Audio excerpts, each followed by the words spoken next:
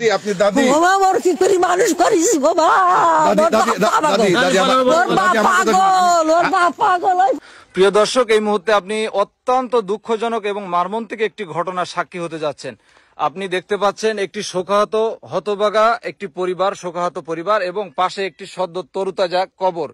এই কবরের ইতিহাস যদি আপনি জানেন, আমি নিশ্চিত আপনি স্তব্ধ হয়ে যাবেন। কারণ এই কবরে শুয়ে আছে একজন পবিত্র কোরআনের হাফেজা এবং আলেমা।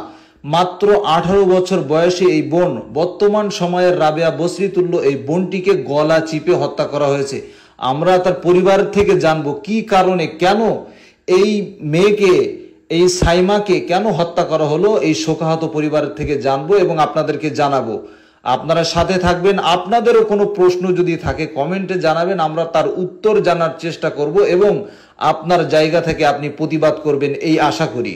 সঠিক বিচার কামনায় এই হতভাগা শোকাহত পরিবার আপনাদের সামনে। আমি এই যে ভিকটিম অর্থাৎ হাফেজা আলেমা সাইমা, আমি তার দাদার কাছে চলে যাচ্ছি সরাসরি। আপনি সাইমার কি হন? দাদা, সাইমার কতদিন আগে বিবাহ দিয়েছিলেন? আনুমানিক 6 মাস। 6 মাস আগে? জি, 6 মাস আগে বিবাহ দিয়েছিলেন। কি কারণে হত্যা করেছে, কি কারণে হত্যা করা হয়েছে, কিভাবে হত্যা করা হয়েছে একটু জানাবেন। জানতে চাচ্ছি যে এখন আমরা তো প্রথমে সে এখন যৌতুকের দাবিতে সে আমার পত্নীকে এরকম করছে। কি ধরনের যৌতুক তারা দাবি করেছিল? আগে তো মোটে করেনি। এখন আমার পত্নীকে নিয়ে এটা দিতে হবে, সেটা দিতে হবে, মোটরসাইকেল দিতে হবে। যেদিনকে বলেছে যে বিগত যে শুক্রবার একে হত্যা করা হয় রাত্রে, এই রাত্রের আগের দিন যে আগে যেগুলো কম দামি যেগুলো দিয়েছিল এগুলো ভাঙচুর করছে এবং আমার পত্নীর সাথে সে এখনই মোটরসাইকেল দিতে হবে বা এখন এইভাবে না দিতে পারে তো লোন করে তো নিতে পারে। দর্শক, এই একই বিষয় কিন্তু আমরা সাইমার দাদির মুখ থেকে জানতে পেরেছিলাম মুস্তাফিজুর ভাইয়ের প্রতিবেদনে। এই যে সাইমা আপনার কাছে কোনো দুঃখ কষ্টের কথা বলতো, শেয়ার করতো না? এই তারিখে বলতেছি আর মোটরসাইকেল দাও, 80,000 টাকা জমা দিলি তবে দান শিখিতেছে। 80,000 টাকা জমা দিলি, তাই কন্থে দেয় না, কি করে না, কন্থে দেয়। 80,000 টাকা জমা দিলি কিস্তিতে মোটরসাইকেল দেবেনি। হ্যাঁ, মোটরসাইকেল চাইছিল কে সাইমার কাছে? ওর বাচ্চা গেছে, ওর বাচ্চা শিখিয়ে দিচ্ছে, ওর বাস শিখিয়ে দিচ্ছে। দর্শক, ঘাতক এই স্বামী হাফেজ মাওলানা তানজিম কতটা লোভী ছিল দাদার এই বক্তব্যে কিন্তু উঠে এসেছে।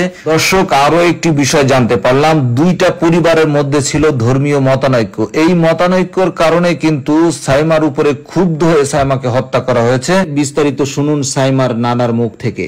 আমার নাতিন জামাই সহ আমাদের সহ দাওয়াত হয়েছিল ওনার বাড়িতে জুম্মার দিন। ওই জুম্মার দিনে উনি আমাদের এই তবলিগের মধ্যে 2টা গ্রুপ হয়ে গেছে। এই কথা নিয়ে উনি আমাদের সামনে কথা রাখলো যে 2টা ভাগ হয়ে গেছে। উনি বোঝাতে চাচ্ছে যে ওনাদের দিকে আমাদের যাইতে হবে, এই কথা দিয়ে আমরা বুঝাইতে চাচ্ছে ওনারা হকের উপরে আছে, আপনারা হকের উপরে নাই, তাই ওনাদের দিকে যাইতে হবে, এটাই? হ্যাঁ, যাইতে হবে, এই কথাটাই বলে। তারপরে আমি ওটাকে থামাই দেওয়ার জন্য বললাম, ঠিক আছে আমরা একটা বুঝছি, তোমরা একটা বুঝছো, তো এখন বোঝাবুঝি করা যাক। আল্লাহ তাআলা তৌফিক দিলে আমাদের যদি বুঝ ফিরে আসে আমরা যাবো, যদি আমরা সঠিক বুঝ পেয়ে যাই। উনি তখন এই কথা বললেন যে ওটা মরার পরে বোঝা যাবে, মরার পরে বুঝবেন। এই কথাটা তো আমার ধাক্কা খাইলো, তবু আমরা ওখানে পরিবেশটা ঠিক করে দিলাম। দর্শক, এই একই তথ্য কিন্তু সাংবাদিক মুস্তাফিজ ভাইয়ের প্রতিবেদনে উঠে এসেছে। ভাগ হয়ে গেছে।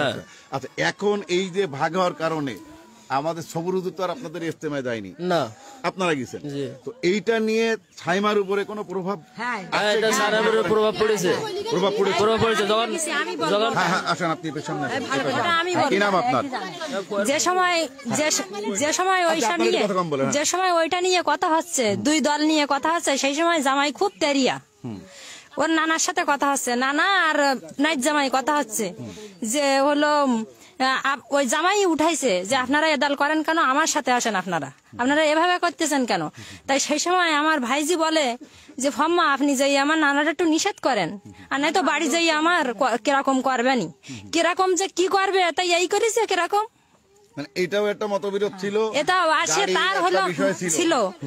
এতগুলো তথ্য প্রমাণ থাকা সত্ত্বেও এই সত্য ঘটনাকে ধামা চাপা দেওয়ার ব্যর্থ চেষ্টা করছে হত্যাকারীর পিতা মাওলানা মুফতি আব্দুস সবুর। একটু বলার এইটুখানি বলছে, আফা কোনো কিছু পাওয়া গেছে?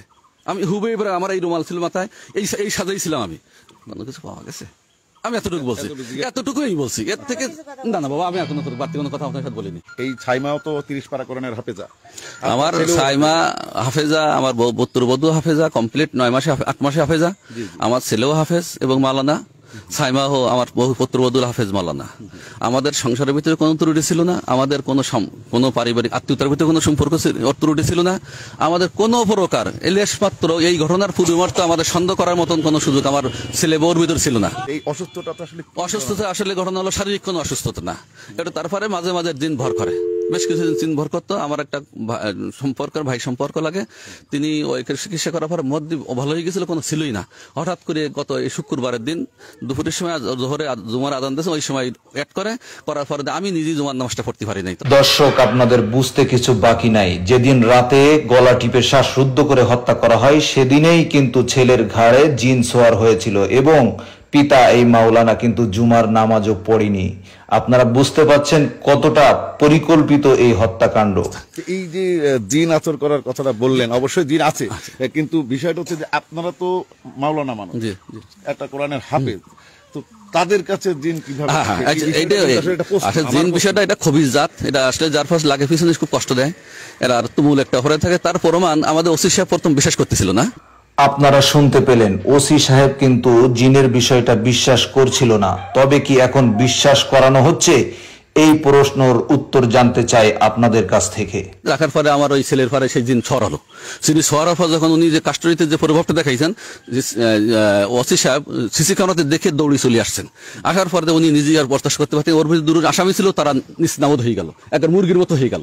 ওরা পরে সঙ্গে সঙ্গে হুজুরকে বলেন, হুজুর কি করা? হুজুর বলে আমি তালা খুলে দেন, গেটের তালা খোলেন, আমি দেখতেছি। উনি ভিতরে ঢুকলেন, ঢোকার পরে ওনাকে সঙ্গে সঙ্গে কি পড়লেন যেন, পড়ার পরে উনি এসে পা ধরি মাপ চাইলেন, হুজুর মাফ করে দেন আমারে। মাফ করা হয়, তুমি কথা বলো আগে। ওই ওসি সাহেব নিজে থেকে ওনার লোকজন থেকে ওটাকে সম্পূর্ণ ভিডিও করছে। ভিডিও করার পরে ও তার কাছে সাক্ষাৎকার নিয়েছেন।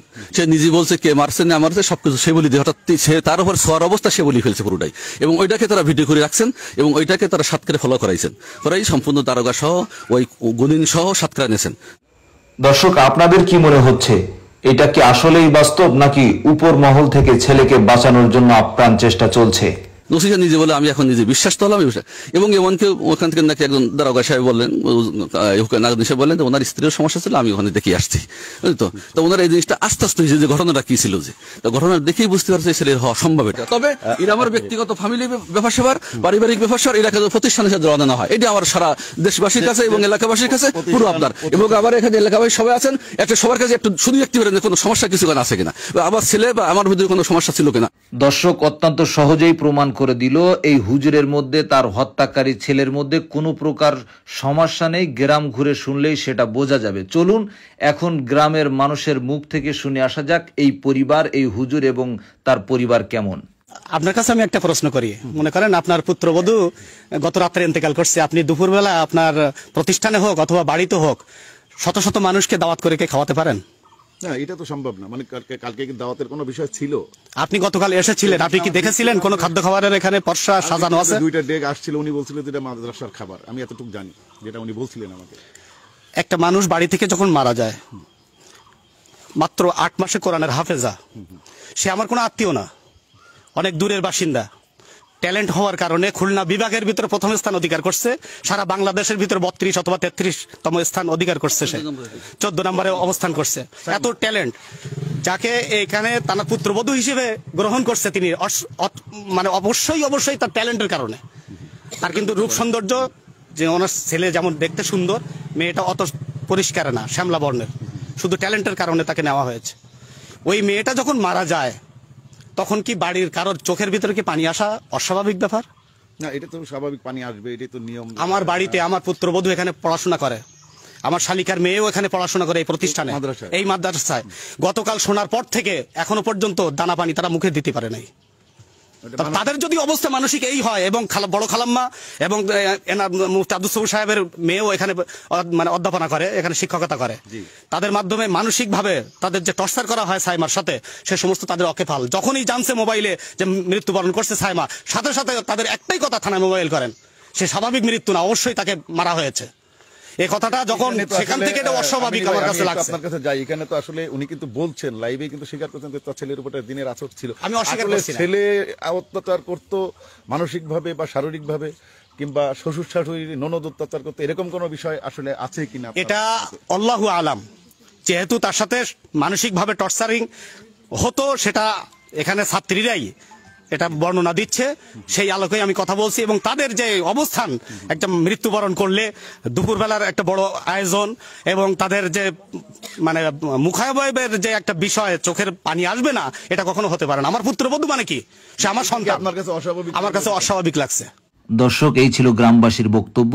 এই গ্রামবাসী এই সবুর হুজুরের কতটা নিকটতম, চলুন সরাসরি এই সবুর হুজুরের মুখ থেকে শোনা যাক। আমার আমিনী সাহেব তো আমরা একসাথে চলি, আমাদের সম্পর্ক আমিনী সাহেব একই সাথে। এবং আমিনী সাহেবের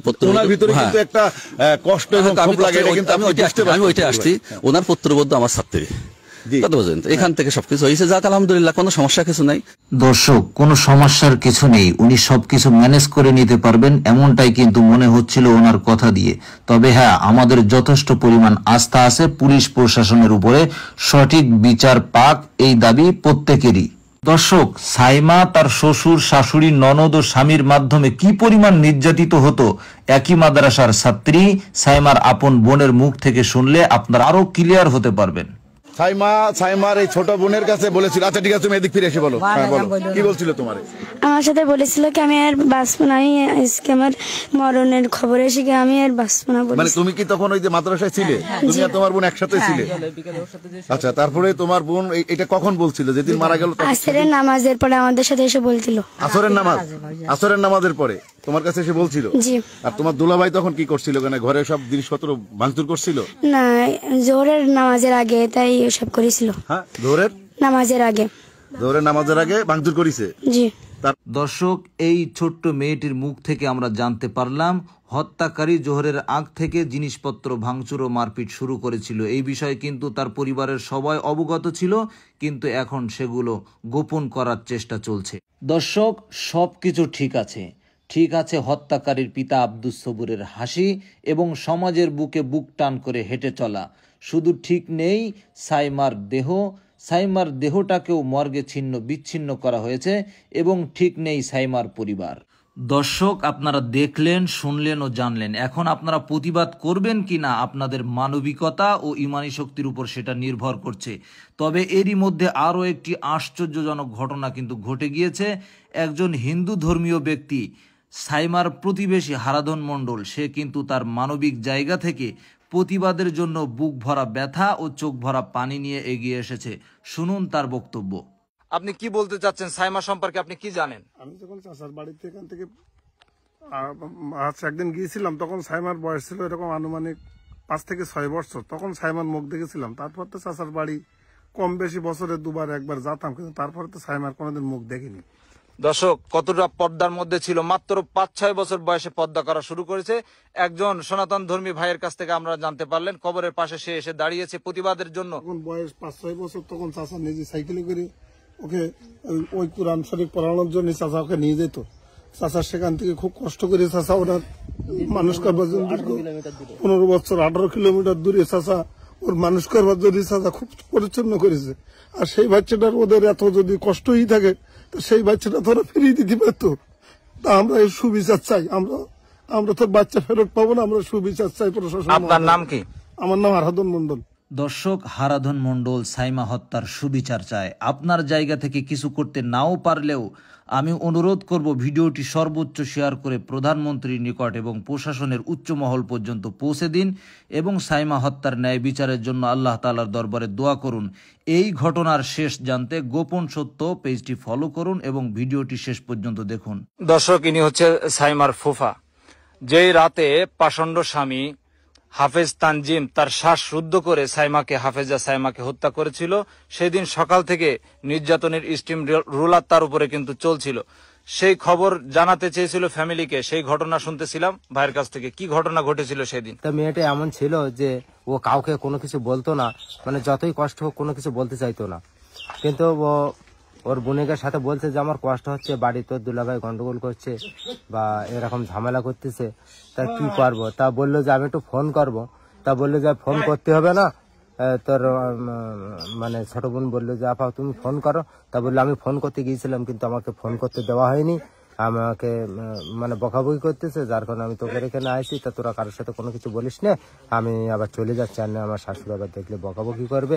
তারা এতটাও পাষাণ ছিল যে তারা সাইমার যে বৌমা তার জানাজায় পর্যন্ত একটা লোক আসেনি, বা তারা মর্গে নিয়ে যাওয়ার সময় তারা কোনো লোক যায়নি, বা ওখান থেকে লাশ নিয়ে আসার পরেও একটা লোক আসেনি যে বৌমা জানাজায় যাবে বা সাইমা জানাজায় যাবে, এরকম কোনো কেউ আসেনি। কিন্তু আমরা জানতে পারি যে তার মৃত্যুর ইয়ে রেখে তারা বাড়ি বিরিয়ানি পোলাও রান্না করে লোকজন দাওয়াত করে কি করে হতে পারে মানুষ হঠাৎ। মানে আপনি বলতে চাচ্ছেন এটা জিনের মাধ্যমে এই হত্যা না, এই হত্যা পরিকল্পিত একটি হত্যা এবং এটা ইচ্ছাকৃত ভাবে হত্যা করা হয়েছে, তাই এটা এমনটাই কি বলতে চাচ্ছেন আপনি? যে হ্যাঁ এটাকে পরিকল্পিত ভাবে, এটাকে ইচ্ছাকৃত ভাবে করেছিল।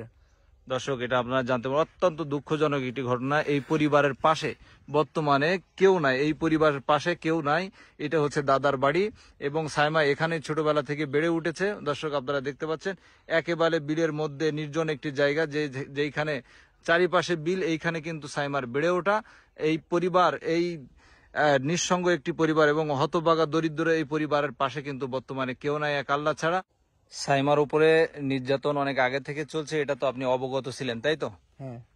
তো আপনি আর সঙ্গে এমন কোনো কথা বলেছিল কিনা সাইমা যে এই ধরনের কোনো ঘটনা ঘটতেছে বা এই ধরনের কোনো কোন দিক দিয়ে তাকে প্রেসার দিচ্ছিল বা কেন দিচ্ছিল? প্রেসার হচ্ছে বেশি হয়েছিল যে আমরা তো এতায়াত করি, মানে তবলিগের এক অংশ হচ্ছে এতায়াতি, অজাহাতি বা সুরাপন্থী, তো আপনারা হচ্ছে এতায়াতের পক্ষে, যার কারণে এটা কি হয়েছিল? এটা হয়েছিল যে এটা তো আমি আগে যদি জানতাম তো এখানে বিয়ে করতাম না। মানে আপনার নাচ জামাই সে কথা বলতেছে যে কি আমি যদি আগে যদি জানতাম তো এতায়াতিদের মেয়ে নিতাম না, এই ধরনের কথা হয়েছে। এটা কতদিন আগে হয়েছে? এটা কতদিন করে ধরেন এরকম 15-20 দিন আগে, 15-20 দিন আগে ও চাইছিল যে আমরা ওই মানে পন্থীতে যাবো, জোবায়ের পন্থীতে যাবে, বা যখন পারলো না দেখে তখন এই কথা বলতে বাধ্য। আপনাদেরকে অনেক ভাবে বলছিল যে ওয়াজাহাতি বা এই যে জোবায়ের পন্থী তবলিগ করতে হবে, কিন্তু আপনারা যখন রাজি হচ্ছিলেন না শেষ পর্যন্ত এই কথা বললো যে আগে যদি জানতাম তো এই পক্ষের মেয়ে নিতাম না। মানে আপনাদের আগে থেকেই একটা আপনাদের প্রতি জামাই ক্ষুব্ধ ছিল বা আপনার নাচ জামাই ক্ষুব্ধ ছিল। এটা দর্শক, নানা ধরনের তথ্য ইতিমধ্যে আপনাদের সামনে উঠে এসেছে, কিন্তু উঠে আসবে না আর কখনো এই হাফেজা আলেমা সাইমা। যাই হোক, প্রত্যেকের মেয়ে সুস্থ থাকুক, জীবিত থাকুক আমাদের সামনে, এই কামনা করে আমাদের এই প্রতিবাদী ভিডিও এখানে শেষ করছি।